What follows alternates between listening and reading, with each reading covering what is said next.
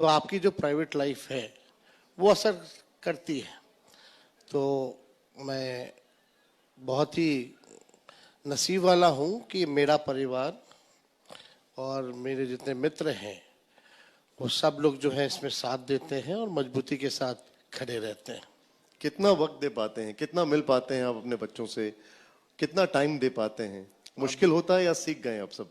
नहीं, अब एडजस्ट हो जाते हैं, मतलब टाइम निकाल लेते हैं।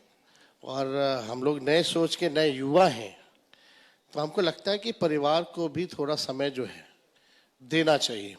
अब मेरे दो बच्चे हैं, एक बच्ची जो है 2 साल कुछ महीने की हुई है और एक अभी बस 1.5 महीने का ही है।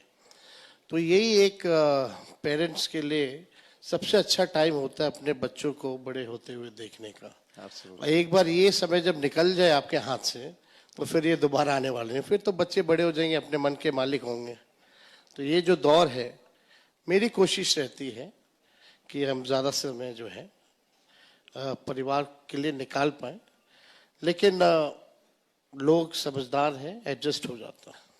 तेजस्वी जी, पिछली बार जब मैं चुनाव कवर कर रहा था तो देख रहा था हेलीकॉप्टर से आप 20-20, 21-21 रैलियां कर रहे हैं, नॉन स्टॉप कवरेजेस चल रही हैं, नॉन स्टॉप चीजें असेस कर रहे हैं। इस बार कितनी तैयारी है, कितना संसाधन जुटा पा रहे हैं, कैसी तैयारी है? हम लोगों की कोशिश रहती है कि कोई जगह छूटे ना। और अभी भी आप देखें, लगातार 4-5 महीनों से हमने कई हजार किलोमीटर जो है सड़क से हमने घूमने का काम किया। लगभग 12 से 14 घंटे हम सड़क पर रहते हैं, कभी किसी जिले कभी किसी जिले। लगातार जो है पीड़ित परिवारों से मिलना, कहीं कोई हादसा हो जाए या अपने वर्करों से उस जिला में जाकर के मिलना, मीटिंग करना, कार्यक्रम करना, ये लगातार जो है चल रहा है। और पिछले दौर आपको पता है, जब चुनाव हुआ था तो कोविड का समय था, तो आपके पास बहुत ही लिमिटेड समय था और मैक्सिमम जगह आपको कवर करना था। हम लोगों ने तो सबसे ज़्यादा रैलियां की। हम तो धन्यवाद देना चाहते हैं अपने कैप्टन जो पायलट थे, कि एक दिन में आप 30-30 टेक ऑफ और लैंडिंग कर रहे हैं, ये एक बड़ी बात होती है। तो अगर कैप्टन का साथ मिले तो बेहतर रहता है, पहुंच सकते हैं चुनाव कैंपेन में। बाकी अगर हम लोग सारा दिन अगर जनता के बीच रहते हैं, जैसे घूम रहे हैं, तो लोगों का प्यार और साथ मिलता है। कभी चुनाव कैंपेन में अगर नहीं मौका मिल पाया उस जगह जाने का, लेकिन आप पहले वहाँ हो लिए हैं, मिल लिए हैं, वहाँ की जन समस्याओं को जान रहे हैं, एड्रेस कर रहे हैं, तो लोगों का सपोर्ट मिलता है। बिहार में आपके समर्थकों ने कई जगह पोस्टर लगाए हैं, परिवर्तन की छवि तेजस्वी। तो क्या इस पर महागठबंधन में भी एक आम सहमति बन गई है कि जो चेहरा है वो तेजस्वी होंगे?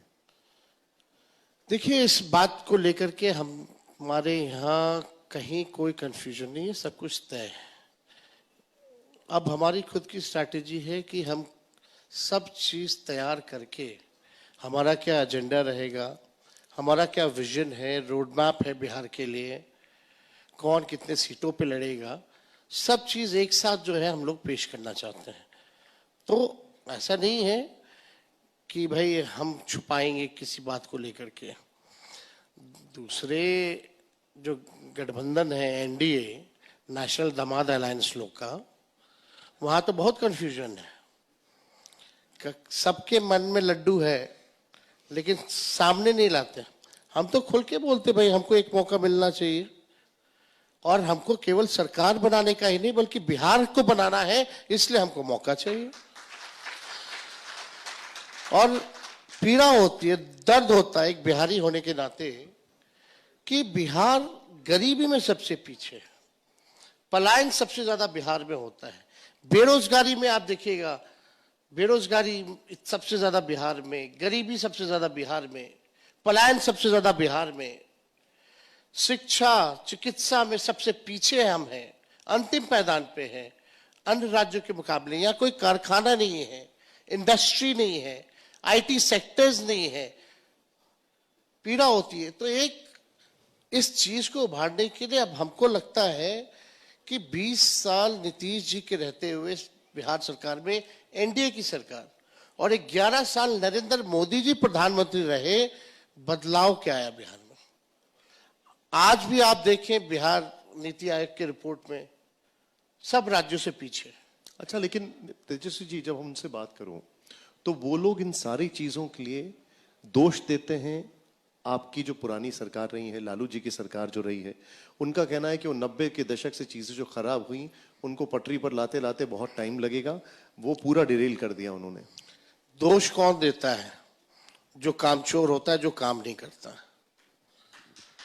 हाँ, 20 साल सबसे ज्यादा मुख्यमंत्री कौन रहा बिहार का? नीतीश कुमार जी सबसे ज्यादा। नरेंद्र मोदी जी 11 साल रहे हैं। यानी एनडीए की राज्य में भी सरकार है, केंद्र में भी सरकार है, फिर भी बिहार पीछे क्यों? मैं तो ये सिंपल सा सवाल है। यही मोदी जी कहते थे यहां चीनी मिल जो है चंपारण का चालू करा के उस चीनी का चाय जो है वो पिएंगे। वी आर वेटिंग कि कब पिएंगे। अगर प्रधानमंत्री जी अगले बार आए तो हम तो कहना चाहते हैं आप 11 साल प्रधानमंत्री रह के एक चीनी मिल नहीं चालू कर पाए। तेजस्वी 17 महीने रह के सीतामढ़ी का रीगा चीनी मिल चालू कराया। आइए उसका चाय पिलाते हैं हम आपको। ये 20 साल से ये सरकार थी, उनको यही नहीं पता था कि बिहार में आईटी पॉलिसी भी बनानी चाहिए, स्पोर्ट्स पॉलिसी भी बनानी चाहिए, टूरिज्म पॉलिसी भी बनानी चाहिए। कुछ नहीं पता था। ये तो हमारे 17 महीने में हम लोगों ने काम किया। 20 साल से सरकार को, नीतीश जी को, उनकी भूंजा पार्टी के लोगों को ये नहीं पता था कि शिक्षकों का रिक्त जो है पद जो है वो रिक्त है, उसको भरा जाए। हमने 5 लाख नौकरी दिया, 3 लाख नौकरी प्रक्रियाधीन कराई, 4.5 लाख नियोजित शिक्षकों को राजकीय कर्मी का दर्जा दिया गया। 50,000 करोड़ का निवेश हम लोग लेकर के आए, इन्वेस्टर मीट कराया। आपने कभी भी देखा नीतीश जी 20 साल में कहीं गए हो किसी के पास, देश में या विदेश में बाहर कि निवेश लाया जाए? कोई प्रयास ही नहीं है, कोई विजन ही नहीं है ना, कोई रोड मैप नहीं है। आपने जो बात कही यही बात हमने आज प्रशांत किशोर जी के सामने रखी। तो उनका ये कहना था कि तेजस्वी जी अगर ये कहते हैं कि 5 लाख नौकरियां दी गई तो उसका प्रूफ क्या है, वो नाम कहां पे है, उसका एविडेंस कहां पर है, वो सार्वजनिक क्यों नहीं कर देते हैं? वो आरटीआई मंगा ले। गांधी मैदान गवा था जहां पॉलिटिकल रैली होती है, ये सामने, ठीक सामने जहां रैलियां होती थी पॉलिटिकल, वहां हमने नौकरी का मेला निकाला। और मेरा ही देखा देखी प्रधानमंत्री जी भी नियुक्ति पत्र बांटने लगे। तो आज कम से कम चलो क्रेडिट जिसको लेना हो लो, लेकिन तेजस्वी ने एक काम तो किया कि जहां भी चुनाव होता है या कोई भी राज्य सरकार हो या केंद्र सरकार हो, आज नौकरी की बात कर रहा है। अब यही चीज जब हमने उनसे काउंटर पूछा तो उनका यह कहना था कि तेजस्वी जी 5 लाख की बात करते हैं, नीतीश जी 10 लाख की बात करते हैं, टोटल सरकारी नौकरियां ही 24 लाख की, 24 लाख है। जो हमने किया है वो हम कह रहे हैं। नीतीश जी को तो पता ही नहीं वो क्या कह देते हैं, कब किसको क्या कह देते हैं, कुछ पता ही नहीं है उनको। क्यों? तो देखिए, अब देखिए उम्र का पड़ाव है, हम छोटे हैं, इस पे हमको टिप्पा टिप्पणी ठीक नहीं लगता। जो लोग सवाल उठा रहे वही लोग करते रहे, उन लोगों को शोभा लगता है और उन लोग सोचते हैं कि उनका अधिकार है। लेकिन नीतीश कुमार जी 20 साल रह करके थक चुके हैं। नहीं, लेकिन देखिए आप, और एक उम्र का असर होता है इस पे, कोई टिप्पा आप बहुत ग्रेसफुली जो कह रहे हैं, लेकिन मैं आपसे जानना चाहूंगा कि आपको लगता है नीतीश जी अस्वस्थ हैं? उम्र का असर तो दिख रहा है। आप लोग अगर आकलन करें तो ज्यादा बेहतर होगा। हम तो ऑपोजिशन में कुछ भी कहेंगे, आप बोलिएगा ऑपोजिशन में, इसलिए कह रहा हूं। आप जनता से पूछ लीजिए बिहार की जनता क्या समझती है। हमसे तो मुलाकात नहीं हो पाई, लेकिन आप ज्यादा मुलाकात करते हैं, नहीं, मुलाकात करने का यही तो फर्क है ना, क्यों नहीं मुलाकात होती है? सदन में आपसे तो मिलते होंगे? अभी कहाँ मुलाकात होती है, आते हैं सामने बैठे रहते हैं, मेरे भाषण के समय तो गायब रहते हैं। आप उठा के देख लीजिए, बजट सत्र था, जब भी मेरा भाषण हुआ है वो आए नहीं, मेरा भाषण जैसे खत्म हो वैसे आ जाते थे। तो क्या आप ये कहना चाहते हैं? देखिए, ही इज बीन हाईजैक्ड, और असर जो है वो भूलने की, और वो उनका दिमाग जो है 2005 तक जो है फिक्स हो रखा है। एक ही बात हर जगह कहते हैं कि 2005 से पहले कुछ था जी, महिला कपड़ा पहनती थी 2005 से पहले। 2005 के बारे में, अपना 20 साल के बारे में कुछ नहीं बता पा रही हैं। ये आप जो बोल और रहे हैं, आपने एक बात भी है, अगर नीतीश कुमार जी अपने दोनों डिप्टी सीएम का नाम भी बता दें रैंडमली, अगर आप पूछिएगा तो नहीं बता पाएंगे। कैबिनेट की तो दूर की बात है। ये कब से आपने देखा उनके अंदर? ये अभी कुछ दिन पहले से है या? अब तो हम ही नहीं देख रहे, सारा देश देख रहा है। नहीं, लेकिन 1.5 साल पहले तक तो वो आप ही के साथ थे। मैं इसलिए ये सब सवाल मीडिया पूछ से रहा हूं। इंटरेक्ट करते थे। तो क्या ये एकदम से ट्रांजिशन आया? अब तो मीडिया से भी इंटरेक्ट नहीं करते हैं।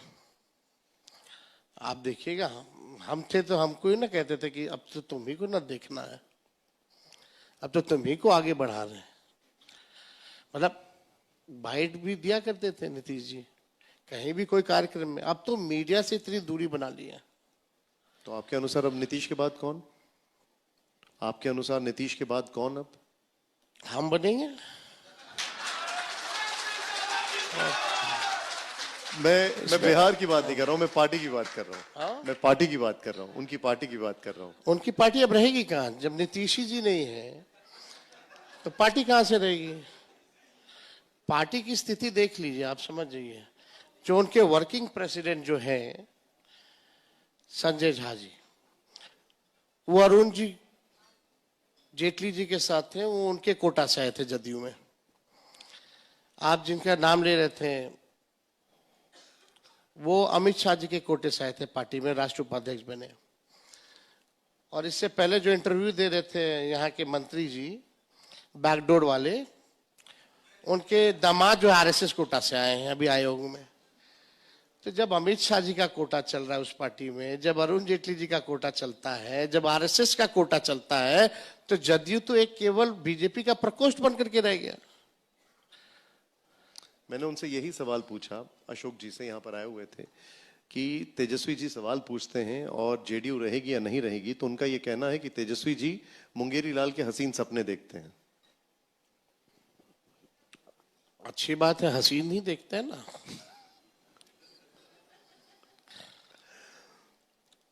उनको लगता है भूताहा सपना आता होगा। लेकिन आपने तेजस्वी जी, आपने एक बात की, मैं उसके ऊपर वापस रिविजिट करना चाहूंगा। आपने कहा हाईजैक कर लिया है। किसको हाईजैक कर लिया है और किसने हाईजैक किया है? मुख्यमंत्री जी को हाईजैक कर लिया गया है।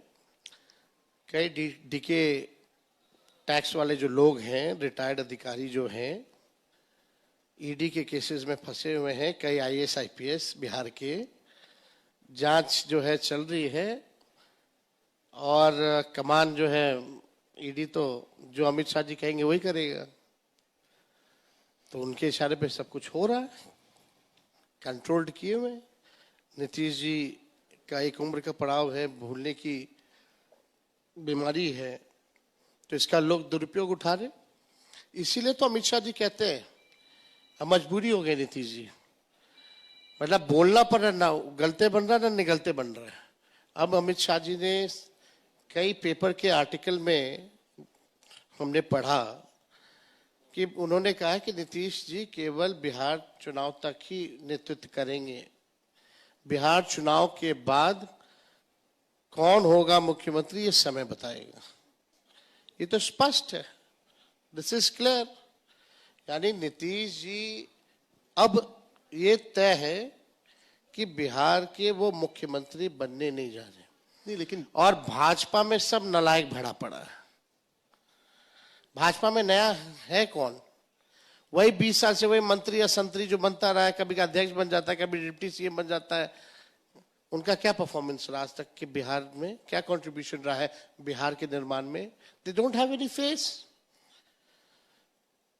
सम्राट चौधरी जो है वो परिवारवादी वाले लोग हैं। हमारे पिताजी ने उनको मंत्री बनाया था, सबसे पहली बार एमएलए हमारी पार्टी ने बनाया था, और आखिरी बार भी चुनाव जीते तो हमारी पार्टी से जीते।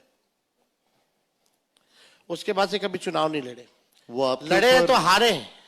वो आपके ऊपर परिवारवाद का आरोप लगाते हैं। नहीं नहीं है, केवल हम ही ना दिखते हैं। बोलने के लिए क्या है? बताओ कितना बेशर्मी है भाई। उनके पिता कौन है? शकुनी चौधरी जी। वो ये कहते हैं सम्राट, वो जंगल राज की भी बात करते हैं, और जंगल राज में वो कहाँ थे? लालू जी के साथ ना बैठते थे वो, उनके पिता? तो उनका कंट्रीब्यूशन है क्या? वो डील कराते होंगे? वो ये कहते हैं कि आपकी फैमिली में 2 सिस्टर्स, 2 ब्रदर्स, दोनों पॉलिटिकल एम्बिशंस रखते हैं, दोनों पॉलिटिकल पार्टीज के साथ जुड़े हुए हैं। उनके भाई नहीं रखते हैं क्या? सम्राट चौधरी जी के भाई पता है कौन पार्टी में? जदयू में। और वो अपने हैं भाजपा में। अब पिताजी रह लिए सब में, सम्राट चौधरी भी लगभग सभी पार्टी में रह लिए। तो उनके भाई भी रखते हैं। शायद उनकी माँ भी चुनाव लड़ी है, विधायक रही है। 2 लोगों की बात हो मतलब गई। आप बताइए ना, हम तो खुल के कह रहे हैं, तो जनता ने हमको चुना है, बनाया है। अगर हमको मौका मिला तो हमने डिलीवर किया है। आज both the deputy chief minister of Bihar कि एक काम कोई बता दो जो उन दोनों ने किया हो, आए हम गिना देंगे आपको अपना 20 काम। और लोगों ने देखा है वो कह रहे हैं कि बहुत काम किए हैं, क्या हमने किया स्कूल बना दिए हैं, लोग कोटा नहीं जाते पढ़ने के लिए, कहाँ स्कूल बना दिए? पलायन रोक दिया उन्होंने। कहाँ पलायन रोक दिया? कौन सा मतलब बोलने का मुंह है तो कुछ भी बोल देंगे। इन लोगों का मन करे तो ये तो बिहार को मार्च पे लेके चले गए। कुछ भी बोल सकते हैं ये लोग। सबसे ज्यादा ड्रॉप आउट पूरे देश में अगर कहीं है स्कूलों में तो वो बिहार है। आप नीति आयोग का रिपोर्ट देख लीजिए, कहां बच्चे पढ़ने जा रहे हैं। कौन सा स्कूल बनाया उन्होंने? टीचर ही नहीं थे। वो तो तेजस्वी आया तो 5 लाख लोगों को, टीचरों को नौकरी मिला, तब जाकर के अभी पढ़ाना शुरू हुआ। खाली पड़ा हुआ था, रिक्त पदे थी। आप एक बात सोचिए, चाहे चिंता का विषय है, नीतीश जी जब से एनडीए की सरकार यहां बनी है, कोई भी सरकारी कॉलेज हो, विश्वविद्यालय हो, आप देख लीजिएगा, अब यहां से कोई आईएएस आईपीएस नहीं बनता है। ऑन रिकॉर्ड है, चेक करा लीजिए आप। क्वालिटी ऑफ एजुकेशन जो मिलता था पहले लालू जी के समय, अब नहीं मिलता है। किसी से भी पूछ लीजिए। बहुत बुरी स्थिति है यहां शिक्षा को लेकर के। हमने 2 लोगों की बात कर ली थी और पेपर लीक के बारे में उन्होंने तो कहा ही नहीं होगा। हमने कई बयान में देखा वो कहते हैं कि पेपर लीक होता ही नहीं, हुआ ही नहीं आज तक बिहार में। उन्होंने यहाँ पे भी यही कहा कि कोई पेपर लीक नहीं होता है। आप पूछ लो आप बिहार के लोगों से, पेपर लीक तो रद्द क्यों होता है? तो रद्द क्यों होता है? लोग समय पे परीक्षा क्यों नहीं? अगर आज का विज्ञापन है, आज इस साल का विज्ञापन 25 में निकालेंगे तो परीक्षा होगी 30 या 32 में। यह हालत है। 3 साल में ग्रेजुएशन नहीं होता है। 5 साल भी अगर हो जाए तो बहुत बड़ी बात है बिहार में। जो समस्या है, हमने 2 लोगों की बात कर ली। एक और दावेदार हैं और वो कह रहे हैं कि बिहार उनको बुला रहा है। आपने नाम गेस कर लिया होगा, मैं बात कर रहा हूं चिराग की। देखो ये लोग सब पकड़े हुए हैं। बिहार भगाया कब था? लोग बोले भगाया कब था? यहीं से सांसद है भाई, बिहार से ही। कहां से सांसद है? हाजीपुर वैशाली से। उससे पहले कहां के सांसद थे? जमुई के। उनके दामाद कहां के सांसद है? जमुई के। उनके पिता कहां से सांसद थे? यहीं से, हाजीपुर वैशाली से। तो भगाया कहां है? हम तो जब भी वो मिलते हैं सबसे पहला सलाह हम उनको देते हैं, देखो हम उम्र में आपसे छोटे हैं, मेरे 2 बच्चे हो गए, अब आप शादी कर लीजिए। और चिराग जी देखिए, ज्यादा हम टिप्पा टिप्पणी नहीं करते हैं उनपे। हम लोगों का पारिवारिक संबंध रामविलास पासवान जी से बहुत बेहतर रहा है, लेकिन एक छोटे भाई होने के नाते एक और उनको सलाह देते हैं, अगर आपकी इच्छा है मुख्यमंत्री बनने की तो खुल के जैसे तेजस्वी रख रहा है। आप बताओ आपका क्या विजन है? कब तक आप ऐसे चलते रहिएगा? और चिराग पासवान जी 10 साल इससे पहले सांसद रहे जमुई से, दिल्ली कितना रहे, जमुई में कितना रहे, वो बता दीजिए। 10 साल सांसद रहने के बाद भी लोजपा का पार्टी का कार्यालय जमुई में नहीं खुला, और अब कह रहे हैं कि बिहार बुला रहा। केंद्र मंत्री हैं, बिहार क्या फूड प्रोसेसिंग के है ना, बिहार में मक्का है, केला है, लीची है, आम है, फॉक्सनट है, मखाना। कौन सा फूड प्रोसेसिंग यूनिट इन्होंने खोला? एक काम बता दो बिहार के लिए।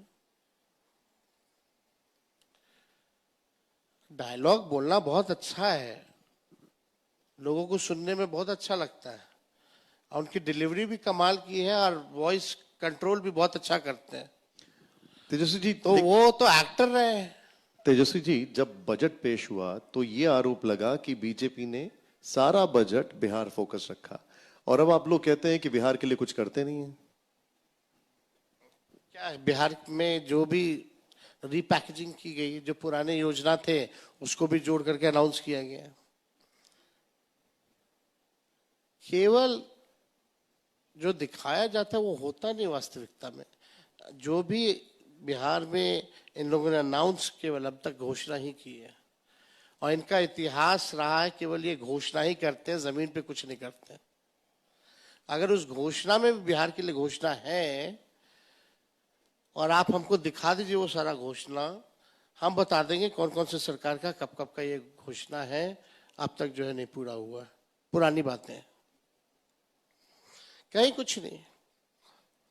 बिहार में क्या, प्रधानमंत्री जी तो जब जिस राज्य का चुनाव होता है उसी राज्य को नंबर 1 बनाने का बात करते हैं, तो नंबर 2 और नंबर 3 राज्य कौन रहेगा? हम तो इतना ही चाहते हैं कि बिहार को आपने सहयोग नहीं दिया। सरकारी योजना जो सरकारी स्कीमें जो है, as an example Deendayal Upadhyay विद्युतीकरण योजना, इससे पहले राजीव गांधी विद्युतीकरण योजना थी यूपीए की सरकार में। स्टेट का शेयर पहले 30% होता था, आज जो है 50% है। यानी जो पिछड़ा राज्य है, ऐसे राज्यों पे तो आपने बोझ और डाल दिया। इसीलिए तो हम लोग भाई डिमांड करते हैं कि बिहार को स्पेशल आप रिलीफ दीजिए, कम से कम सरकारी केंद्र की योजनाओं में बिहार का 20% या 30% लीजिए, बाकी 70% आप योगदान दीजिए। कहां कर रहे हैं ये लोग? कुछ नहीं कर रहे।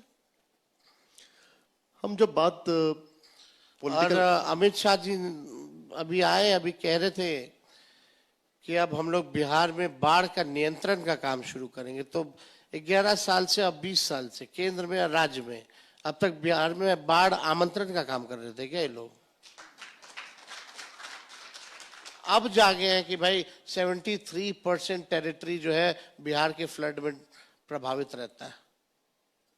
यहाँ पर प्रशांत किशोर आए थे, और जब हम पॉलिटिकल एनालिसिस की बात कर रहे थे तो उनसे बड़े सारे सवाल पूछे हमने। उनका यह कहना है कि जो चुनावी नतीजे आएंगे उनमें आरजेडी की जो परफॉर्मेंस होगी वो 2020 से ज्यादा खराब होगी, कम नंबर्स आएंगे, और जेडीयू तो बहुत ही नीचे आएगी, 25 से कम। और अगर ऐसा नहीं हुआ तो वो राजनीति छोड़ देंगे। सब लोग बोलता है, नया नया लोग आता है तो सब यही बोलता है कि अगर हम नहीं करेंगे तो छोड़ देंगे। हम कभी नहीं बोले कि छोड़ेंगे, और हमने काम किया। जो करने वाला होता है ढिढोरा नहीं पीटता, डायलॉग बाजी नहीं करता, वो अपने काम में ध्यान देता है। वो कहते हैं कि उनका एनालिसिस गलत नहीं होता, उन्हें 14 मुख्यमंत्री भाई बनाए। पंडित हैं तो भविष्यवाणी करने का उन्हीं को ना अधिकार है। अच्छा, मुझे वही एक कर बात सकते हैं। बताइए, आपको वो बार बार हर रैली में, इस मंच पर भी उन्होंने 9th फेल कहा, आपको बुरा नहीं लगता है? फेल कहते हैं, हम पास थे बल्कि, और I was a very good student. पढ़ाई में हम बहुत बढ़िया थे, लेकिन मेरा सचिन तेंदुलकर जी को देख करके एक पागलपन, एक जुनून आ गया कि हमको भी सचिन जैसा बनना है और देश को रिप्रेजेंट करना है। उसके बाद से मन ही नहीं लगा पढ़ाई में। But I was honest guy. मेरे माता पिता दोनों मुख्यमंत्री रह चुके हैं। डिग्री बनवाना होता तो हम भी अमित शाह जी जैसा दिखा देते हैं, प्रधानमंत्री जी का जैसा उन्होंने दिखाया था। लेकिन बात समझिए ना, बहुत लोगों के डिग्री के बारे में हम यहाँ भंडाफोड़ नहीं करना चाहते हैं। चाहे सम्राट चौधरी हो या चिराग पासवान जी हो या कोई हो, हम किसी पे हम टिपा टिप्पणी उंगली नहीं उठा रहे। केवल डिग्री का नॉलेज ही होना, डिग्री पा करके आपको सब नॉलेज आ जाए, ऐसा नहीं है। बहुत बड़े बड़े साइंटिस्ट से लेकर के बहुत बड़े विद्वान भी स्कूल की शिक्षा जो है या कॉलेज की शिक्षा नहीं प्राप्त की।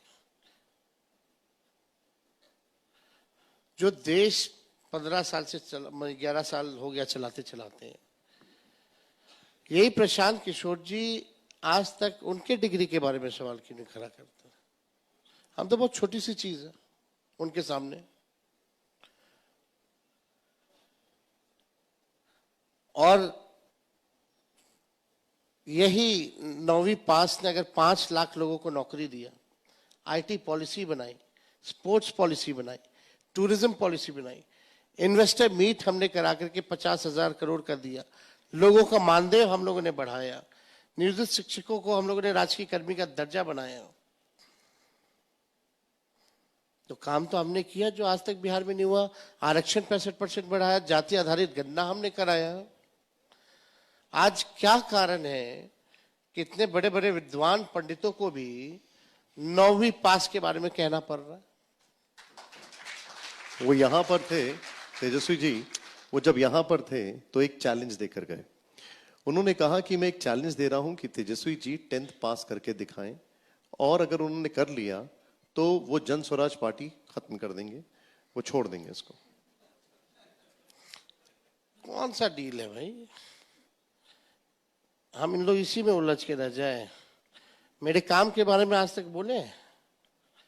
वो आएंगे तो हम उनको पढ़ा देंगे कैसे काम होता है, सरकार कैसे चलाई जाती है, कैसे डेवलपमेंट किया जाता है, कैसे विकास किया जाता है। अरे हम पूरा दुनिया घूम करके बैठे हैं। अब तो उनसे ज्यादा ना एक्सपीरियंस है हमको राजनीति का। एको बार चुनाव हारे हैं। खैर उनके बारे में क्या टिप्पणी, जब तक नहीं बोलेंगे तब तक लाइमलाइट मिलेगा कहाँ? बिहार की अगर राजनीति करनी है और आप लालू जी और तेजस्वी को गाली नहीं दोगे तो कोई पहचान में नहीं करेगा। तो हम लोग देखिए इन सब में रहते नहीं हैं। अपना काम जो है, अपना जो गोल जो हम बना करके रखे हैं, I have been just focusing that. ये देखिए, आपने जिक्र किया, पॉलिसीज बनाई आपने, आपने नौकरियां दी। मैं आपको एक, और ये मेरा इस इशू पर लास्ट सवाल है, इस इशू पर हमने बहुत ज्यादा उनको डिग इन किया, प्रशांत किशोर को, और ये जानने की कोशिश की आप बार बार इसी चीज को एम्फसाइज क्यों करते हैं, क्या रीजन है आपका?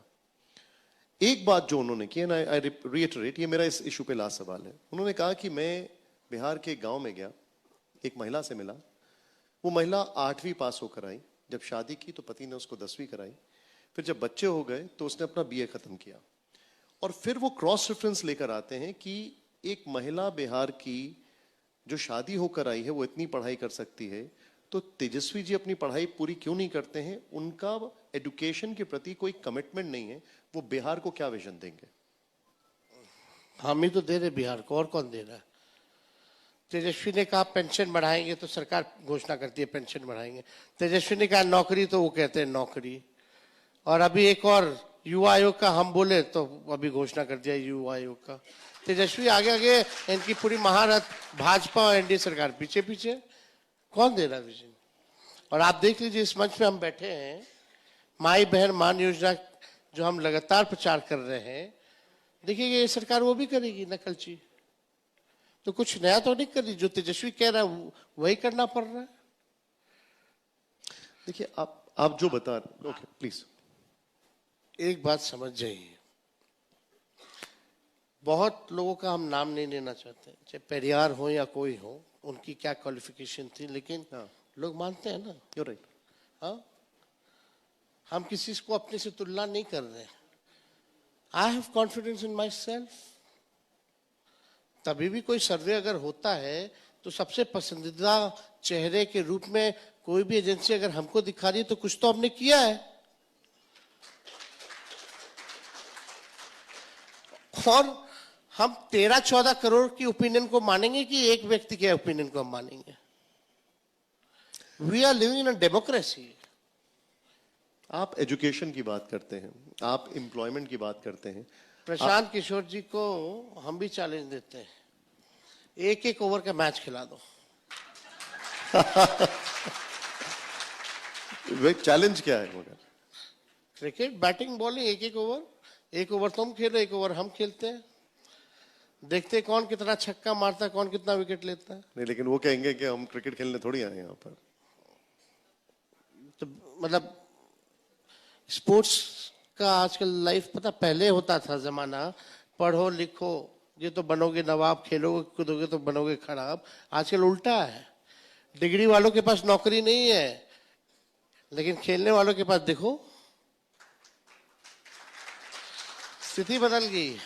लेकिन देखिए अब आपने जिक्र किया तो मैं एक आपसे ये मेरी टिप्पणी नहीं है, मैं विद ड्यू रिस्पेक्ट आपसे पूछ रहा हूं। मैं प्रशांत किशोर ने यहां पर बोला कि तेजस्वी जी कोई बहुत बड़े क्रिकेटर नहीं थे, वो बेसिकली वाटरमैन थे, तौलिया और पानी लेकर जाते थे।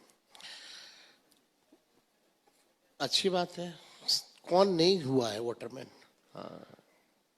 एक क्रिकेटर बता दो जो पानी ले जाकर के मैदान में और तौल ले जाके ना दिया। जिसको स्पोर्ट्स के बारे में जानकारी नहीं, उससे हम क्या बहस करें? बड़े बड़े खिलाड़ी, सबको करना पड़ता है ये। अंडर 15, अंडर 17 को अरुण जी जाए थोड़ा डीडीसी घूम लें, थोड़ा स्कोर कार्ड ले आए। विराट मेरे साथ खेला, मेरा कैप्टनसी में खेला। 25 साल बाद हम लोग विजय हजारे, विजय मर्चेंट ट्रॉफी हमने दिल्ली को जितवाया। सेमीफाइनल में man of the match, final में मैन ऑफ द मैच हम थे। ये तो आप ठीक कह रहे हैं, सौरव गांगुली तक भी पानी लेकर एनसीए सब लेके जाते हैं, ऐसा सचिन तेंदुलकर भी लेके गए। Absolutely. Every sport person has to do. आप जो अभी तक बात कर रहे हैं उसमें एक विजन दिख रहा है, उसमें ये दिख रहा है कि आप मुद्दों पर ज्यादा फोकस कर रहे हैं। आप एक विजन स्टेटमेंट में आप नौकरियों की बात कर रहे हैं, आप एजुकेशन की बात कर रहे हैं, आप पलायन रोकने की बात कर रहे हैं। जब आप रैली करते हैं तो आपके कार्यकर्ता जाते हैं और जगह जगह कलम बांटते हैं। चिराग पासवान ये कहते हैं कि अभी जो कलम बांट रहे हैं उसी कलम से तुम्हारी जमीनें निकलवा लेंगे बाद में आने पर। अब हनुमान है वो, अभी टीटीएम करना है, ले आओ एक आदमी को जिसका जमीन हम लिखवाएं, 5 लाख नौकरी दिए तो फिर बात करें। बोलने के लिए मुंह है, कुछ भी बोलना है, जमीनें लिखवा लेंगे। अब तक ऐसा होता तो बिहार बचता। किसके पास सबसे ज्यादा बिहार में जमीन है? किन लोगों के पास सबसे ज्यादा जमीन है? सरकार में वो लोग हैं, जरा बता दे। कर क्या रही है तुम्हारी सरकार 20 साल से? फिर 11 साल में केंद्र की क्या कर रहे हैं? फिर कुछ नहीं। हम तो चैलेंज उनको भी देते, थोड़ा बता दें हम किसका जमीन लिखवाएं, हमको भी पता चल जाए कि हम लिखवाएं कि नहीं लिखवाएं। मतलब आप देखिए, कलम भी बांटो तो भी गाली खाओ, नौकरी भी दो तो भी गाली खाओ। तो अच्छी बात है ना। इन लोगों के पास गाली देने के अलावा, इल्जाम लगाने के अलावा और कोई उपलब्धि ही नहीं है अपनी खुद की। क्या उपलब्धि है सरकार की? जंगल राज आ जाएगा, यही गोली चली आपके पीछे, बस खेमका जी की हत्या हुई है, उनके बेटे की हत्या हुई थी 6-7 साल पहले, इनकी हो गई। लगातार मेरे घर के बाहर गोलियां चली। 4 राउंड, अभी तक वो नहीं पकड़ा गया कोई।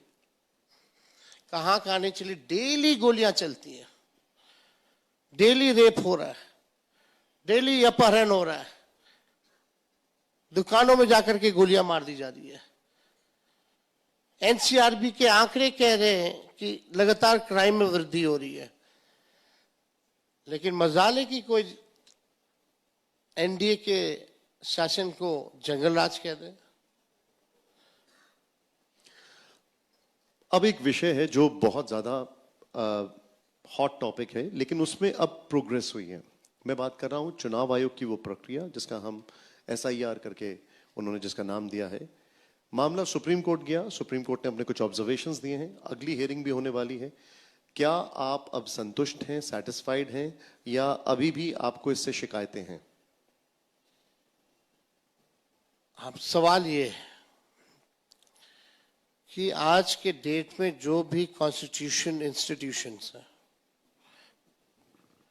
कॉन्स्टिट्यूशनल इंस्टीट्यूशन जितने हैं, संवैधानिक संस्थाएं जितनी हैं, आर बीन हाईजैक्ड। जो बीजेपी कहेगी वो उनको करना पड़ता है, क्योंकि अधिकारी ऐसे उन लोगों ने चुने। अब बात सवाल आया, कितने महीने चुनाव को रह गए? नवंबर में संपन्न हो जाना है, खत्म हो जाना है, यानी नोटिफिकेशन होने में दो महीने 3 महीने जो आप कह लो।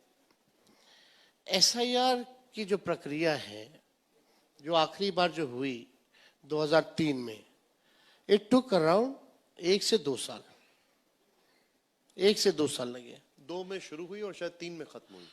1 से 2 साल जी लगे होंगे, तो फिर भी 1 साल लगा।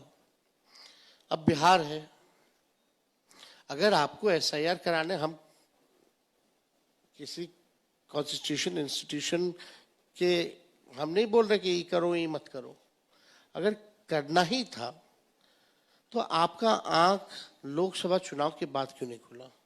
तब से ये प्रक्रिया चालू की जा सकती थी। हम लोगों का 3 चीज को लेकर के सवाल था जो हम प्रेस कॉन्फ्रेंस किए।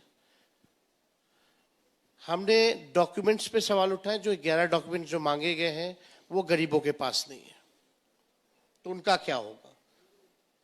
हमने टाइमिंग पे सवाल उठाए, मॉनसून का वेदर, बाढ़ प्रभावित इलाका है बिहार।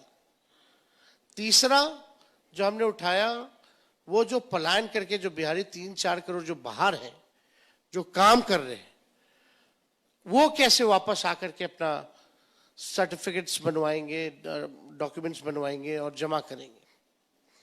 तीसरा आप देखिएगा, मानसून में अभी आज से सावन चालू है, भर बिहार में कंवड़िया लेकर के लोग जाता देवघर। प्रक्रिया है, पैदल जाते हैं लोग, लंबा होता है सफर, वो लोग क्या करेंगे इस बीच में? और सवाल ये है कि चुनाव आयोग की ड्यूटी ये नहीं है कि भाई कौन नागरिक है इस देश का, कौन नहीं है, नागरिकता।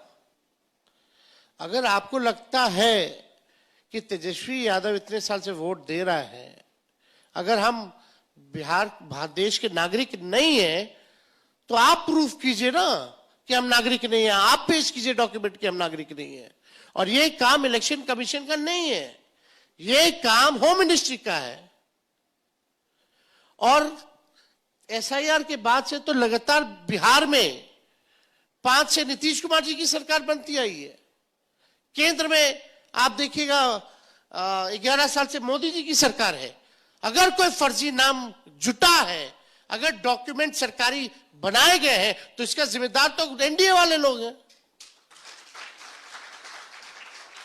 और आप कह रहे हैं कि 2 महीना में 8 करोड़ लोगों का फिर से आप जो है नया वोटर लिस्ट बना देंगे, दैट इज इम्पॉसिबल। तो सवाल ये है, हम लोगों ने उठाया, कल हमने लाइव पूरा जो है आर्ग्यूमेंट भी देखा, उधर से शायद द्विवेदी जी थे, इधर से और भी कपिल सिब्बल, अभिषेक मनु सिंघवी और सब लोग थे, अपनी बात को रखा। हम लोगों ने मजबूती से पॉइंट टू पॉइंट इस बात को रखा। और हम धन्यवाद देना चाहते सुप्रीम कोर्ट को कि हमने जो दलीलें दी चुनाव आयोग के पास जब जज साहब पूछ रहे थे तो कोई जवाब नहीं था, केवल ये था कि हम संवैधानिक संस्थाएं हुजूर, हमको काम करने दीजिए, हम कर लेंगे। कैसे करोगे, यही सवाल सुप्रीम कोर्ट ने पूछा और राय भी दिया कि आधार को लेकर के, आधार भी बनता तो उन्हीं डॉक्यूमेंट से बनता है ना। आधार कौन से डॉक्यूमेंट से बनता है और इशू कौन करता है आधार को? सरकारी करती है। तो आधार कार्ड हो, राशन कार्ड हो, इसको इंक्लूड करो। ये सलाह दी है इलेक्शन कमीशन को, लेकिन इसके पास, इलेक्शन कमीशन के पास कोई जवाब नहीं। और हम पहली बार ऐसा देखें, पहली बार इतना गंभीर मामला है, किसी एक वोटर का अगर राइट छिन जाए तो ये अपराध है। यानी अगर आप वोटर लिस्ट में नहीं है तो आप इस देश के नागरिक नहीं है। तो इसके बाद जब देश के नागरिक ही नहीं है तो उनके साथ आगे और कठिनाइयां होंगी। उसको राशन नहीं मिलेगा, उस गरीब को पेंशन नहीं मिलेगा। कितना बड़ा समस्या है। और बिहार में गरीबी सबसे ज्यादा है। अभी जो एक स्कीम लॉन्च की है उसमें आधार कार्ड को माना जा रहा है होना जरूरी है। जो आप एक स्कीम अभी लॉन्च की है परसों, उसमें आधार कार्ड मैंडेटरी है। मेरा सवाल यह है कि 28 तारीख को इसकी हियरिंग है, क्या ये माना जाए कि 28 तारीख को जो भी फैसला आएगा वो आप उसको मानेंगे? The dust will be settled. देखिए, सुप्रीम कोर्ट जब उससे बड़ा कोई बॉडी, जब उसने आदेश जो दिया उसको तो सबको मानना है। और हम लोग तो इलेक्शन कमीशन हम गए यहाँ, या हमारा डेलीगेशन गया है वहां, तो हमने तो यही बोला, हुजूर आप लोगों ने अचानक से अनाउंस कर दिया विदाउट कंसल्टिंग एनी पार्टी। आप लूप में लेते, हम लोगों से भी सहयोग मांगते, हम लोगों का भी राय होता, क्या प्रैक्टिकल है वो चीजें भी होती, डिस्कस होता, आप काम शुरू करते। और हम तो आपके ही सहयोग के लिए आए हैं। इलेक्शन कमीशन में हमने यही मांग की थी कि आप आधार जोड़िए, आप राशन जोड़िए, आप जॉब कार्ड जोड़िए, आप मनरेगा कार्ड जोड़िए। इससे तो और आपके काम में तेजी होगी, क्योंकि ये डॉक्यूमेंट्स जो है गरीबों के पास अवेलेबल है, तुरंत दे देंगे। और हमने कोई आपत्ति थोड़ी जताई है। लेकिन टाइमिंग पे ये सवाल खड़ा होता है, ठीक 2 महीने पहले चुनाव के आप इतना बड़ा प्रोसेस जो है, प्रोसीजर और काम जो है कर रहे हैं, जो 2003 के बाद से अब तक हुआ ही नहीं। और आप केवल बिहार में कर रहे हैं और देश के किसी राज्य में क्यों नहीं कर रहे? ये सवाल तो पूरे देश पे हर एक राज्यों में खड़ा होता है। हम सभी लोग अब देखेंगे 28 को क्या होता है। लेकिन और आप लोगों के भी कई न्यूज रिपोर्टर जो ग्राउंड में रिपोर्ट करते हैं, गरीबों से पूछा गया तो वो भी यही कह रहे हैं, हमारे पास राशन कार्ड है, हमारे पास आधार कार्ड। कंफ्यूजन है। कंफ्यूजन तो इलेक्शन कमीशन खुद है अपने गाइडलाइन में। अब तो मौखिक आदेश चल रहा है। 28 पर हम सबकी नजर है, 28 तारीख को क्या होता है। तेजस्वी जी, एक ये जो विवाद है ये आपके परिवार तक पहुंच चुका है। गिरिराज सिंह जी कह रहे हैं कि तेजस्वी यादव जी की जो पत्नी है वो किस आधार पर बिहार की वोटर बनी है, उसकी जांच हो। जिस आधार पर सुशील कुमार मोदी जी की धर्मपत्नी बनी है, उसी आधार पर मेरी भी पत्नी वोटर बनी। सुशील मोदी जी की जो धर्मपत्नी है वो भी क्रिश्चियन कम्युनिटी से है। उनका सवाल कम्युनिटी पे है ना। मैं कम्युनिटी का सवाल पूछ लेता हूं, और ये एक बड़ा निजी सवाल है, अगर आपकी अनुमति हो, इसलिए तो मैं इसको पूछूंगा। ये चुनावी मुद्दा बनाया जा रहा है, आपकी पत्नी के नाम से ये जुड़ा हुआ है, आपने अपनी पत्नी का नाम क्यों बदला? ये मुद्दा बनाया जा रहा है। उन्होंने अपने चॉइस से बदला है, कोई दबाव थोड़ी है। अच्छा, इस मामले में उनको घसीट के लाने का क्या मतलब है? वोटर लिस्ट कैसे बना? आधार के आधार पे बना, आधार कार्ड था। यही तो हम बात बोले, 2 महीने पहले वो वोटर बनी तो उनसे जो डॉक्यूमेंट मांगे गए वो आधार था, और आधार पे वोटर बनी है। और आपकी भी शादी होगी तो आपकी धर्मपत्नी आपके साथ रहेगी कि आप उनके साथ रहिएगा? तो जहां रहेगी वहीं की ना वोटर बनेगी भाई। उन्होंने अपना दिल्ली से नाम कटवाया वोटर लिस्ट से और यहां बनी। कुछ लोग काम करने जाते हैं, सबका राइट है, एक वोट आपको देने का अधिकार है। आप कहीं भी आप रहिएगा, परमानेंटली अगर रह रहे हैं तो आप वही ना दीजिएगा। मोस्टली तो परमानेंट एड्रेस तो वही हुआ ना मेरी बीवी का, जहां हम हैं। एब्सोल्युटली। अब एक और विवाद है तेजस्वी जी, और वो ये है कि चाहे वो प्रशांत किशोर हो या बीजेपी हो, वो कहती है कि बिहार में एक बात ही समझ में आता, जिसका कोई एमएलए नहीं है, जिसका कोई एमपी नहीं है, उसकी बातों को इतना आप लोग क्यों उछालते हो? ऐसी कितनी पार्टियां जिसके एमएलए एमपी हैं। मैं बीजेपी की बात कर रहा हूं। मतलब ऐसा क्या खूबी है उनमें जो और लोगों में नहीं है, जिसके एमएलए एमपी है? ये हम जानना चाह रहे आपको हैं। सोचना चाहिए, आपके एक जमाने में स्ट्रैटेजिस्ट भी रह चुके हैं वो, हमारे नहीं रहे, गलत फहमी में मत रहिएगा।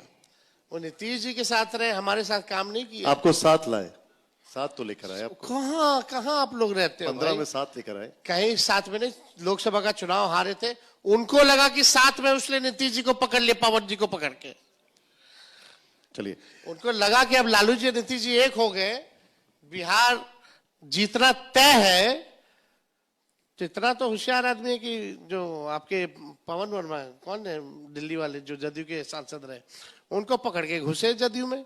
हमारे यहाँ कोई काम नहीं किया उन्होंने, और जहां काम किया उनकी कम सीटें आई, जहां काम नहीं किया हमारी ज्यादा सीटें आई। तेजस्वी जी एक बात बताइए। तो उनका काम क्या है भाई? मार्केटिंग करना, होर्डिंग लगाना। अगर इतना ही भारी आदमी है तो प्रधानमंत्री ना आज होता।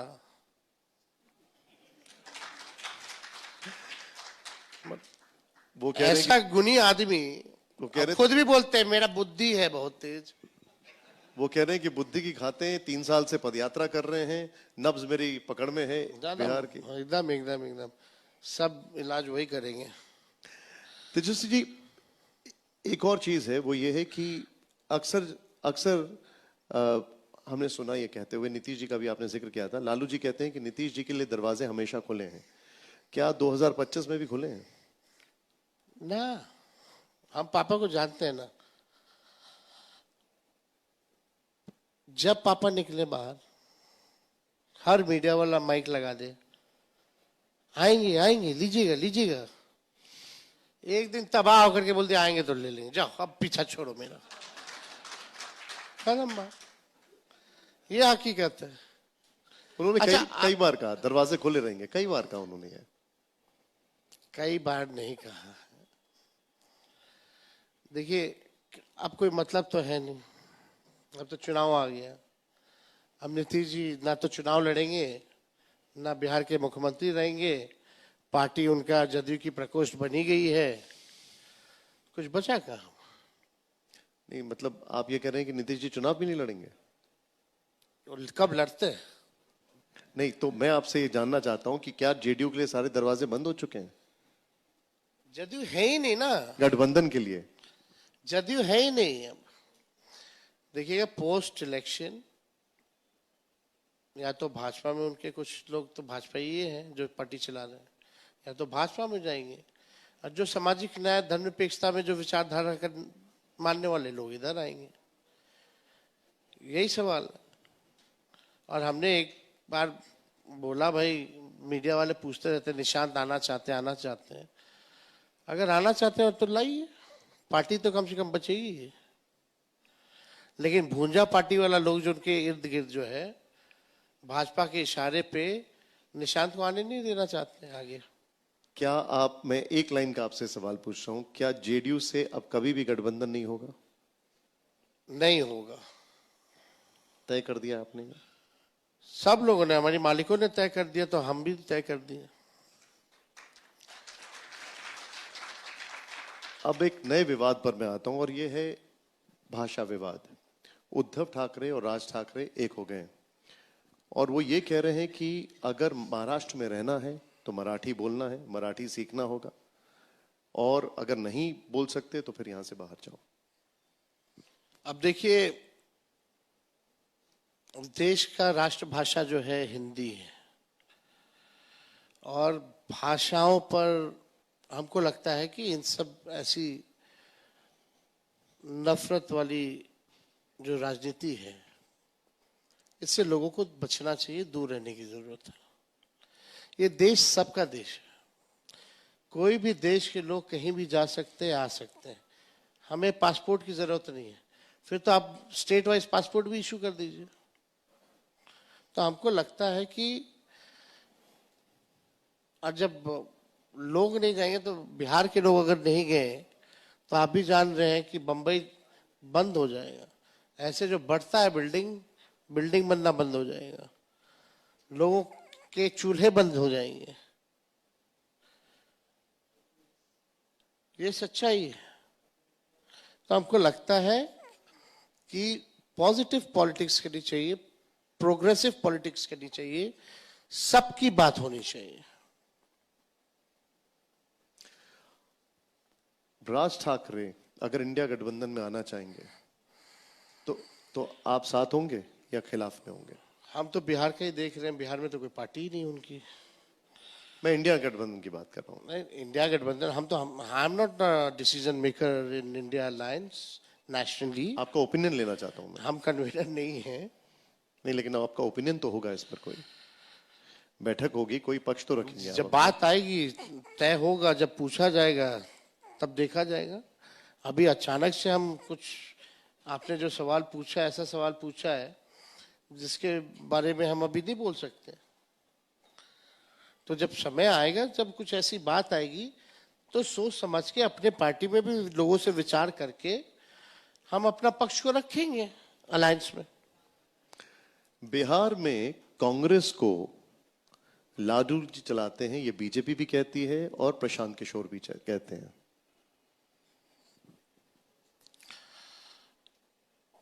पता नहीं, इन लोगों को सब कुछ पता ही है। सब पार्टी अपने हिसाब से चलती है। कांग्रेस अलग पार्टी है, राष्ट्रीय जनता दल अलग पार्टी है, एनडीए में भी अलग अलग पार्टी है। तो ऐसा तो है नहीं कि कोई किसी को चला दे। ये इसलिए बोला जा रहा है और इसकी चर्चा अब ज्यादा इसलिए हो रही है क्योंकि उस ट्रक में जिसमें आप और राहुल जी थे, ये मुद्दे में, पप्पू जी और कन्हैया जी को नहीं चढ़ने दिया गया और बीजेपी कहती है कि मुद्दे में तेजस्वी जी को देखिए, पसंद नहीं है इसलिए नहीं चढ़ने दिया गया। हम कब बोले हैं कौन हमको पसंद है कौन नहीं पसंद है? कभी भी एक शब्द भी किसी के बारे में हमने बोला हो तो आप बता दीजिए या हमको दिखा दीजिए। ये कौन कह रहा है कि हमको नापसंद है ये आदमी और ये पसंद है आदमी? ये तो आप ही लोग अपना सोच विचार करके कुछ टीआरपी के लिए चलाते रहते हैं।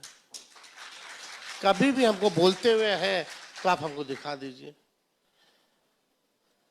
और राहुल जी की अपना सिक्योरिटी का अपना प्रोटोकॉल है और सबको प्रोटोकॉल का पालन करना पड़ता है। अब प्रधानमंत्री जी आते हैं, बिहार के खजाने के पैसे से अपना चुनावी प्रचार करने आते हैं, रैली करने आते हैं, 100 करोड़ रुपया खर्च करते हैं, तो पीछे से एंट्री मारते हैं गाड़ी में। एक को खड़ा कर देंगे नीतीश जी को, एक तरफ कर देंगे सम्राट चौधरी जी को, और छोटका वाला पीछे खड़ा रहता है, डिप्टी सीएम सेकेंड, वो गर्दन ऊपर किए हुए कि हम भी दिख जाए, और सम्राट चौधरी है लंबा हुआ, वो दिख भी नहीं करता।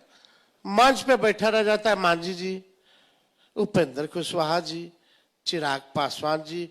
इन लोग का मन नहीं लपलपाता होगा कि हम भी गाड़ी में चढ़े? तो प्रोटोकॉल है ना, प्रधानमंत्री जी की भी प्रोटोकॉल है। तो सिक्योरिटी आप देखिएगा, वो तो है ही सिक्योरिटी उनके पास, केंद्र सरकार ने दी है राहुल जी को, उसका अपना प्रोटोकॉल है। मतलब आप ये कह रहे हैं कि कन्हैया कुमार से आपको कोई परेशानी नहीं है? हमको किसी से क्या परेशानी होगी? पप्पू यादव से क्यों होगी हमको किसी से परेशानी? हमको किसी से कोई परेशानी नहीं है। अच्छा, मेरा काम है गठबंधन को मजबूत करना और इस बार भाजपा की सत्ता को बेदखल करना, मात्र ये काम है। और जो बेहतर होगा इसके लिए वो हम करेंगे। राहुल गांधी से आप कितना रिलेट करते हैं? हम लोग नवयुवक लोग हैं। He has vision, even I have vision, हमें रास्ता पता है कि कैसे हमको आगे बढ़ना है, उनको भी पता है। राहुल जी भी किसी से नहीं डरते, हम भी किसी से नहीं डरते। और हम लोगों का पुराना पार्टी का सबसे पुराना अलायंस है जो आज तक टूटा नहीं। कई बार भी अभी भी लोग पड़े हुए हैं, इतना पुराना अलायंस है हम लोगों का, आज तक नहीं टूटा। फिर भी लोग कोशिश करते रहते कुछ ना कुछ, कांग्रेस आरजेडी, ये ड्राइविंग सीट पे बैठेंगे, वो ड्राइविंग सीट पे बैठेंगे। बिहार की जनता ड्राइविंग सीट पे बैठी हुई है। मैंने ये सवाल क्यों पूछा, उसके पीछे की एक वजह है। नहीं, वो बात नहीं, कांग्रेस और आरजेडी में कॉन्फ्लिक्ट की बात बहुत लोग करते हैं, लेकिन वो लोग इतिहास देखते ही नहीं, कभी नहीं टूटती है। नहीं, मैंने आप दोनों को, मैं पार्टी की तो बात ही नहीं कर रहा हूं, मैं आपकी और राहुल जी की बात कर रहा हूं। नहीं, अच्छी संबंध है हम लोगों के। और मैंने ये सवाल क्यों पूछा, उसकी वजह है, जब भी चुनाव आते हैं तो आप दोनों के ऊपर एक जैसे आरोप लगते हैं। परिवारवाद का आरोप लगता है, निजी जिंदगी पर सवाल उठते हैं। बीजेपी कहती है कि वो जो है वो बाल बुद्धि हैं, आपके लिए कहते हैं कि वो पॉलिटिकली इमेच्योर बातें करते हैं। एक बात बता दो जो हम पॉलिटिकली इमेच्योर बात की हो। वो कहती, बीजेपी कहती है बचकानी राजनीति करते हैं। बचकानी राजनीति तो उनके बीजेपी के लोग करते हैं। अभी शहीद जो हुए थे, पार्थिव शरीर उनका आया, हम शाद में एयरपोर्ट गए थे उनके मान सम्मान में। यहाँ के एक डिप्टी सीएम बोलते हैं, अरे तेजस्वी अकेले चला गया, हमको तो बताया ही नहीं, और ढिंडोरा पीट के जाते हैं। वो आप डिप्टी सीएम हो, इस तरह की बातें। हम जाना शुरू किए तब वो लोग जाना शुरू किए। जिस अभी मुजफ्फरपुर में जो रेप पीड़िता बच्ची जो 11 साल की रेप हुआ था, पीएमसीएच 4 घंटे तक उसको बेड नहीं मिली, उसकी मौत हो गई। अब उप मुख्यमंत्री जी वहां पहुंचते हैं, उनके घर संवेदना प्रकट करने, और वहां जाकर उन्हीं के परिवार के पिता से बोलते हैं माँ कसम खाओ कि बेड मिला था कि नहीं मिला था। क्या है भाई, 11 साल की बच्ची जिसका रेप हुआ हो, 4 घंटे बेड ना मिला, वो इसमें क्या राजनीति करेगा?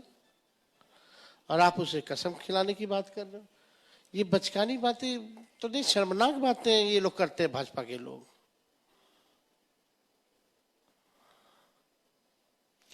मैं अब इस इंटरव्यू के तो ये सब न्यूज नहीं बन सकता है। मैं इस इंटरव्यू के आखिरी पड़ाव पर आ रहा हूं और आपसे लिबर्टी ले रहा हूं निजी सवाल पूछने की। एक, जब ये पूरा घटनाक्रम हुआ आपके भाई तेज प्रताप जी को लेकर, तो क्या उसके बाद पार्टी की छवि को, आपकी इमेज को कोई डेंट लगा, कोई नुकसान हुआ? नहीं, कोई डेंट नहीं, कोई कुछ नहीं। सबका अपना निजी लाइफ है, सबको पता है किसका किसमें बेहतरी है, किसमें किसको नुकसान है। और हमारे पिता राष्ट्रीय अध्यक्ष, पार्टी के राष्ट्रीय अध्यक्ष भी हैं, परिवार के भी हेड हैं। उनको पता है कि पार्टी का किसमें भला है और परिवार का किसमें भला है। तो जो निर्णय लिया है, सबको इन पर विश्वास से सब लोग खड़े हैं। और ये कोई मुद्दा राजनीतिक लोग बनाने से कोई फिर तो छालेदार हो जाएगा। कोई उस नेता के परिवार के बारे में बात करेगा, कोई उस नेता के परिवार के बारे में बात करेगा। परिवार को छोड़ देना चाहिए, निजी लाइफ को छोड़ देना चाहिए। वो उनकी जिंदगी है, वो जाने कि उनका क्या बेहतर होगा, क्या फायदा होगा, क्या नुकसान होगा। लेकिन कई चीजें आती है तो उसको टॉलरेट नहीं किया जाता है। मुझे अच्छा लगा ये देखकर कि पॉलिटिक्स में भी इस तरह की पॉलिटिक्स के लिए कुछ टॉर्च बेयरर्स हैं। अच्छा लगा आपने जो बात बोली अभी कि निजी लाइन पर नहीं जाना चाहिए। लेकिन एक इसके लिहाज से एक सवाल है, वो ये है कि जो कुछ भी हुआ उसके बाद क्या आपको लगता है कि एक, लोग कहते हैं कि सब एक हो जाएंगे, जो हुआ वो सिर्फ दिखावा था? इसका कोई जवाब है ना? हम कुछ भी बोले, जिसको नहीं मानना वो नहीं मानेगा और जिसको मानना है वो मानेगा। तो क्या मतलब है इसमें बोल के भी? और जिनको लगता है, जो प्री माइंडेड है, जिनको सोच लगता है, लेकिन ये है तो हम लोग जानते हैं। और जब हम लोग जानते हैं तो ये हमारी घर की बात है ना। हम तो किसी का घर के बारे में नहीं पूछने जा रहे कि भाई क्या चल रहा है नहीं चल रहा। सही बात। लेकिन हम इस पे बोलेंगे भी तो वो तो फिर भी बोलेंगे कि झूठ बोल रहा है। उनको हसनपुर से चुनाव तो लड़ना हमको चाहिए। उन लोगों से लेना ही देना नहीं ना कुछ। हमारा काम है, हम अपना काम कर रहे हैं। और हम 2 बार डेप्यूटी चीफ मिनिस्टर रहे, 5-5 मंत्रालयों को भी साथ साथ हमने संभाला है। एक बार 18 महीने रहे, एक बार 17 महीने रहे। एक कभी एक गलती अगर कोई निकाल दे किसी भी डिपार्टमेंट में तो बात तो करो। हम जब से राजनीति में, तब मेरे से सवाल पूछोगे ना, मेरे से आप जो हमने परफॉर्मेंस किया, कौन सा घोटाला किया 17 महीने या 18 महीने, कौन सा ऐसा गलत काम किया, सारा फाइल का नोटिंग है, निकाल दीजिए। तो उस पे लोग नहीं बात करेगा। लेकिन जमीन लिखवा लिया तो ये लिखवा लिया, टेंडर करवा दिया, लोग बोलते हैं ना। अब मैं आपसे आखिरी 2 सवाल पूछ रहा हूं। पहला तो ये है कि ओवैसी जी के साथ कोई गठबंधन होगा? देखिए, इंडिया अलायंस में कितनी पार्टियां हैं, अभी भी 2-3, कौन नहीं आना चाहता है बिहार में चुनाव लड़ना।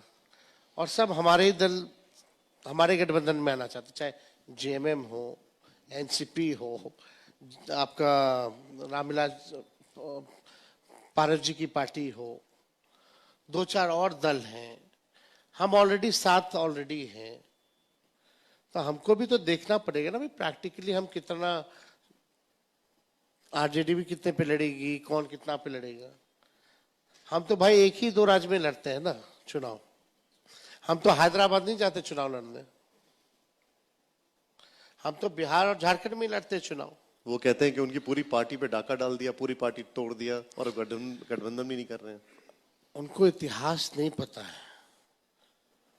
उनके जो प्रदेश अध्यक्ष हैं अख्तरुल साहब, वो हमारे पार्टी के ही एमएलए थे। और जब नीतीश जी जब हमारी पार्टी को तोड़ रहे थे तो उसी टाइम वो भाग गए। तो सबसे पहले कौन तोड़ रहा था मेरी पार्टी को? उन्होंने तोड़ने की कोशिश की, हमने केवल जोड़ा है। अच्छा बताओ हम कैसे तोड़ लेंगे? उनकी इच्छा हुई 4 एमएलए को आने की, हमने जोड़ लिया। मेरे पास देने के लिए क्या था? हम तो सरकार में थे नहीं, हम तो विपक्ष में थे। और उनको जोड़ने के बाद भी हम 8-7 एमएलए पीछे रहते, सरकार नहीं बना पाते। वो तो इसलिए एक विचारधारा को एक मजबूत करने ताकि डिवीजन ना हो, उसलिए हमने केवल जोड़ा है। हमारे पास क्या है देने के लिए? ना मंत्री सरकार भी बने तो उसमें से कोई मंत्री नहीं बना। आप ये बताओ। बिहार में हमने देखा एकाएक कुछ साधु संत बहुत एक्टिव हुए हैं। राम भद्राचार्य खासकर, वो कहते हैं कि जातियों में मत बंटना, हिंदू बनकर रहना।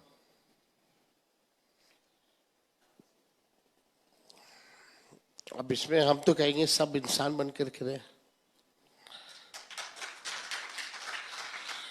मतलब जो रिस्पॉन्सिबिलिटी है, इंसान ही है ना सब। तो मिल करके रहिए, भाईचारा बना करके रखिए, प्रोग्रेस साथ साथ कीजिए, एक दूसरे को तकलीफ में आप लोग मदद कीजिए, दुख बांटिए, सुख बांटिए, ऐसे होना चाहिए। पंडित धीरेन्द्र शास्त्री कहते हैं कि अगर बढ़ जाओगे तो गजवाए हिंद आएगा, एक साथ रहोगे तो भगवाए हिंद आएगा। और बिहार में कह रहे हैं वो ये सब। कितना अच्छा है इस देश की खूबसूरती, डाइवर्सिटी है। इस देश में मंदिर भी हो, मस्जिद भी हो, गुरुद्वारा भी हो, चर्च गिरजाघर भी हो, कितना अच्छा लगता है। कितना देशों में आप देखते हो। यही तो ये खूबसूरती है कि हमारे अनेकता में ही एकता है, अलग अलग भाषा। और वो कहते हैं कि खाली हिंदू राष्ट्र हो, हर जगह भगवा हो, हर जगह हिंदू राष्ट्र हो, हर जगह हो, वो ये कहते हैं। अच्छा ठीक है, तो शादी करके बढ़ाए हो। मैं आपसे एक आखिरी सवाल पूछूंगा। आंकड़े, नंबर्स, आप इस शो से उठने से पहले अपनी पार्टी को कुछ नंबर्स देना चाहेंगे कि आप इतनी सीटें जीत रहे हैं? हमको लगता है कि आरजेडी अकेले 100 सीट जीतेगी इस बार, अकेले। और कांग्रेस? कांग्रेस बाकी हम अपना बताएंगे ना। अच्छा, कांग्रेस को यानी सीटें कितनी देंगे? हम 100 सीट जीत गए तो हम लोग समझिए 150 सीट तो आराम से हम लोग जीतेंगे। कांग्रेस को कितनी सीटें देंगे आप? मीटिंग के बाद आपको बुला के बता देंगे। पहले हम भी जान ले, समझ ले, जब पता चल जाएगा तो हम छोड़ेंगे कहला, सबको ही बताना है। पिछली बार आरजेडी के नेता कह रहे थे कि कांग्रेस को ज्यादा सीटें देना कुछ गड़बड़ हो गई लगता है। कौन क्या कह रहा है नहीं कह रहा है हम कभी सुनते नहीं ये सब। ठीक है, ठीक है। फिर से बात हो रही है, बात होगी, और सब लोग इस बार जीतना चाहते हैं और इन बेईमानों को भगाना चाहते हैं। उस काम में हम लोग लगे हैं, सब कुछ अच्छे से हो जाएगा। तेजस्वी जी, बहुत बहुत शुक्रिया, आपने समय निकाला। और Thank एक एक एक आप बैठे रहिए। एक फ्रेशनेस दिखी जो आप जो पॉइंट ऑफ व्यू रख रहे थे। मैं चाहूंगा एक बार जोरदार तालियां दी करिए। Thank you so much sir. बड़ी बेबाकी से नेता प्रतिपक्ष तेजस्वी यादव जी ने सारे सवालों के जवाब दिए। मैं चाहूंगा तेजस्वी जी थोड़ी देर और आप मंच पर रहें और